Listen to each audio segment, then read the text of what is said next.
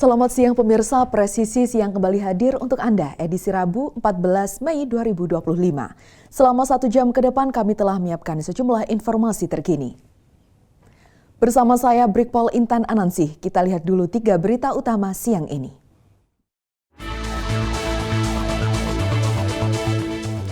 Ditreskrimum Polda Jawa Barat berhasil mengungkap kasus dugaan tindak pidana penipuan, pemalsuan dokumen hingga praktik perjokian dalam pelaksanaan UTBK tahun 2025 di Universitas Pendidikan Indonesia Kampus Cibiru.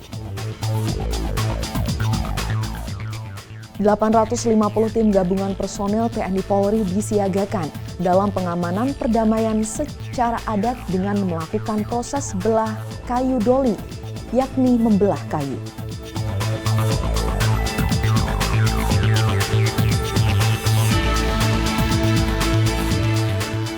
Sebuah truk tronton mengalami kecelakaan tunggal di Kali Jambe, Purworejo, KM 19.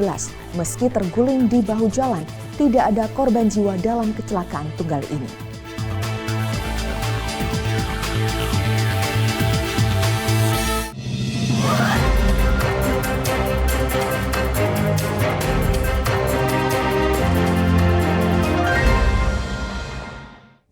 Direktorat Reserse Kriminal Umum Polda Jawa Barat berhasil mengungkap kasus dugaan tindak pidana penipuan, pemalsuan dokumen hingga praktik perjokian dalam pelaksanaan ujian tulis berbasis komputer UTBK tahun 2025 di Universitas Pendidikan Indonesia Kampus Cibiru, Kabupaten Bandung, Jawa Barat.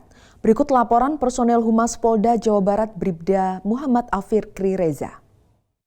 Selamat pagi pemirsa dan salam presisi. Sampurasun. Dari Mapolda Jawa Barat, Direktorat Reserse Kriminal Umum berhasil mengungkap praktik kecurangan dalam pelaksanaan ujian tulis berbasis komputer atau UTBK. Seorang joki ujian ditangkap saat membayar sebagai peserta dengan dokumen palsu yang sengaja dibuat untuk menipu sistem seleksi. Dari hasil penyelidikan, polisi menetapkan 3 tersangka dalam kasus ini. Dan berikut merupakan informasi untuk Anda. Kabid Humas Polda Jawa Barat Kombes Pol Hendra Rohmawan mengatakan bahwa kasus ini terungkap berawal dari kecurigaan panitia ujian terhadap salah satu peserta berinisial FRB. Ketika dilakukan klarifikasi, FRB bukan peserta asli, melainkan seorang joki yang ditugaskan untuk mengikuti ujian menggantikan peserta sebenarnya. Selain itu, ia menyebut sebanyak 3 orang tersangka berinisial AS, MTS, dan FRB berhasil diamankan karena telah membuat dokumen palsu berupa kartu tanda penduduk hingga kartu peserta ujian. Jadi kondisi singkatnya, yang bersangkutan ini merupakan salah satu komplotan joki ini. Mereka mempunyai peran yang berbeda. Yang satunya ini berperan untuk memasukkan dokumen, ya, administrasi untuk mengikuti tes. Kemudian yang kedua adalah memasukkan identitas. Dan yang satunya lagi adalah sebagai joki itu sendiri. Tapi ketiganya adalah merupakan satu kesatuan. Dan ini diketahui ketika ada kecurigaan yang bersangkutan ini dengan pemeriksaan KTP. Ya. Dari wajahnya sudah disesuaikan dengan orang yang dipalsukan tadi itu. Namun ketika diperiksa NIK-nya, ya, itu tidak keluar identitas aslinya, sehingga disitulah kecurigaannya timbul dan akhirnya dilakukan penangkapan. Kabid Humas Polda Jawa Barat Kombes Pol Hendra Rohmawan mengungkapkan, akibat perbuatannya para pelaku dijerat hukum pidana hingga 6 tahun penjara. Ia mengimbau kepada masyarakat untuk tidak terlibat dalam praktek kecurangan serupa, serta mengingatkan pentingnya sebuah integritas dalam setiap proses seleksi pendidikan. Kasus ini menjadi peringatan keras bagi siapapun yang mencoba menempuh jalur curang dalam proses pendidikan. Polda Jawa Barat menegaskan akan terus menindak tegas segala bentuk kecurangan serupa demi menjaga integritas dunia pendidikan. Dari Bandung, saya Bribda Fikri, Bid Humas Polda Jawa Barat melaporkan untuk Polri TV dan salam presisi. Berikutnya pemirsa, sebuah truk tronton mengalami kecelakaan tunggal di Kali Jambe, Purworejo, kilometer 19 pada Selasa siang. Meski terguling di bahu jalan, tidak ada korban jiwa dalam kecelakaan tunggal ini.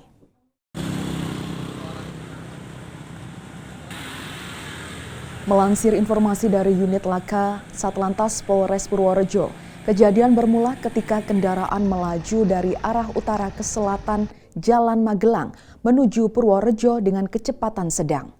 Ketika mendekati lokasi kejadian, laju kendaraan diduga lepas kendali sehingga terguling ke bahu jalan sebelah barat. Lokasi kecelakaan ini merupakan lokasi yang sama, di mana truk menabrak angkutan umum beberapa waktu lalu dan menyebabkan 12 orang meninggal dunia.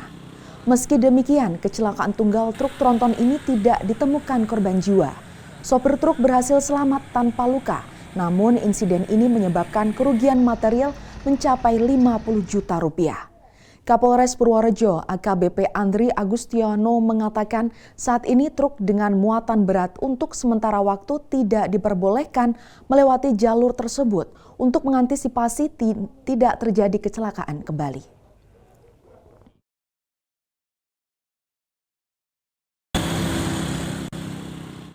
Untuk mengantisipasi potensi gangguan keamanan dan meningkatkan kehadiran polisi di tengah masyarakat, Satuan Samapta Polres Ngawi Polda Jatim melaksanakan patroli kegiatan rutin yang ditingkatkan di sejumlah titik keramaian yang rawan tindak kriminalitas di wilayah Kota Ngawi.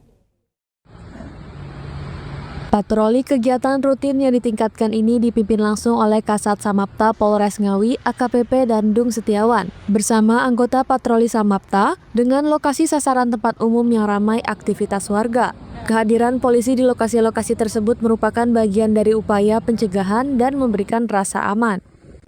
Kapolres Ngawi AKBP Charles Pandapotan Tampu Bolon mengatakan bahwa Polres Ngawi hadir untuk memastikan masyarakat merasa terlindungi, khususnya di tempat-tempat ramai yang rawan kejahatan seperti pencurian dan tindak premanisme. Dalam patroli tersebut, petugas juga menyempatkan berdialog dengan masyarakat, serta memberikan imbauan agar selalu waspada dan tidak segera melaporkan kejadian mencurigakan kepada pihak kepolisian. Polres Ngawi akan terus membangun kemitraan aktif bersama masyarakat demi mewujudkan keamanan yang berkelanjutan. Dari Humas Polres Ngawi Polda Jawa Timur melaporkan untuk Polri TV. Kapolres Cirebon Kota kunjungi rumah korban dugaan pelecehan seksual yang dilakukan oleh oknum perawat salah satu rumah sakit di Cirebon. Sebagai bentuk empati dan perhatian langsung dari jajaran kepolisian kepada korban dan keluarganya. Kapolres Cirebon Kota AKBP Eko Iskandar didampingi Kasat Reskrim AKP Fajri Ameli Putra kunjungi rumah korban dugaan pelecehan seksual yang dilakukan oleh oknum perawat salah satu rumah sakit di Cirebon di Desa Karangreja, Kecamatan Suranenggala, Kabupaten Cirebon. Dalam kunjungan tersebut, Kapolres juga didampingi oleh Ketua Komnas Pelindungan Anak Cirebon, Siti Nuryani. Sebagai bentuk empati dan perhatian langsung dari jajaran kepolisian kepada korban dan keluarganya, sekaligus menunjukkan komitmen dalam menangani kasus tersebut secara serius. Kapolres berdialog langsung dengan keluarga korban dan memberikan semangat serta dukungan moral agar tetap kuat menghadapi proses hukum yang sedang berjalan. Menurut Kapolres, jajaran hadir untuk memberikan keadilan dan pelindungan bagi korban. Ini adalah sebagai wujud kepedulian dan perhatian kita, ya, khususnya kepada anak korban ini, terkait juga dengan psikologisnya. Ya. Untuk penanganan kita akan komitmen, ya, kita akan maksimal terkait dengan penanganan ini. Ya, kita profesional, transparan, dan kita mohon doanya semoga segera untuk kita selesaikan. Sementara itu, Komnas Perlindungan Anak Cirebon Siti Nuryani menyampaikan pihaknya akan mendampingi korban secara psikis guna membantu proses pemulihan. Selama ini kan udah kita pendampingannya itu psikisnya yang luar biasa, yang tadi dikatakan disabilitas, dia tuh hanya terlambatan dalam berbicara aja. Kalau untuk bercerita ini dia sudah insya Allah untuk pengadilan kayaknya bisa, dia tuh berbicara banyak, cuman kita harus mengerti aja bahasanya. Dan tadi keinginan dia juga karena dia itu DO ya isinya sampai kelas 3, jadi insya Allah mungkin tadi insya Allah harus dilanjutkan untuk sekolah untuk diajarin dari nol lagi untuk belajar membaca dan yang lain. Dan yang paling penting bagaimana dia bangkit lagi untuk psikisnya kembali lagi yang sedia kala. Menurutnya, kegiatan ini menjadi salah satu wujud sinergi antara kepolisian dan lembaga perlindungan anak dalam menangani kasus kekerasan seksual secara menyeluruh, baik dari aspek hukum maupun pemulihan korban. Dari Humas Polres Cirebon Kota, Polda Jawa Barat melaporkan untuk Polri TV. Presisi Siang akan segera kembali, tetaplah bersama kami.